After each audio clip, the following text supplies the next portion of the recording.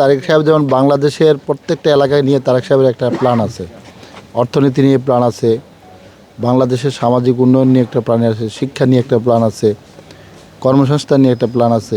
এবার প্রত্যেকটা সেক্টরে তারেক রহমানের একটা বিশেষ, আমাদের প্রিয় নেতার বিশেষ একটা প্ল্যান আছে। তদ্রুপ শরীয়তপুরকে নিয়েও তার একটা প্ল্যান আছে। শরীয়তপুরকে গত 17 বছরে বলা হয় অবহেলিত শরীয়তপুরকে একটা মডার্ন এবং আধুনিক শহর বানানোর জন্য তারেক রহমান সাহেবের একটা প্ল্যান আছে।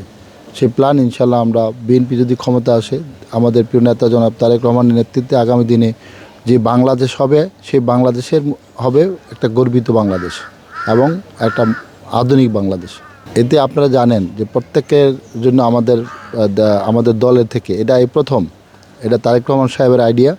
এবং তারেক রহমান সাহেব যাতে কৃষক এবং প্রত্যেকটা ফ্যামিলির হাতে যাতে একটা অর্থ থাকতে পারে, সেই জন্য তিনি তার এই ইনোভেটিভ চিন্তা তার মাথা থেকে আসেন।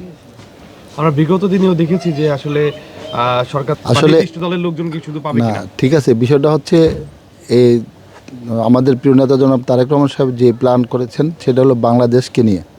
সুতরাং এখানে ওদের নিয়ত ঠিক সহি ছিল না, আমাদের নিয়ত সহি আছে বিদায় আমরা ইনশাআল্লাহ এটা প্ল্যানলি করতে পারবো, প্রপারলি করতে পারবো।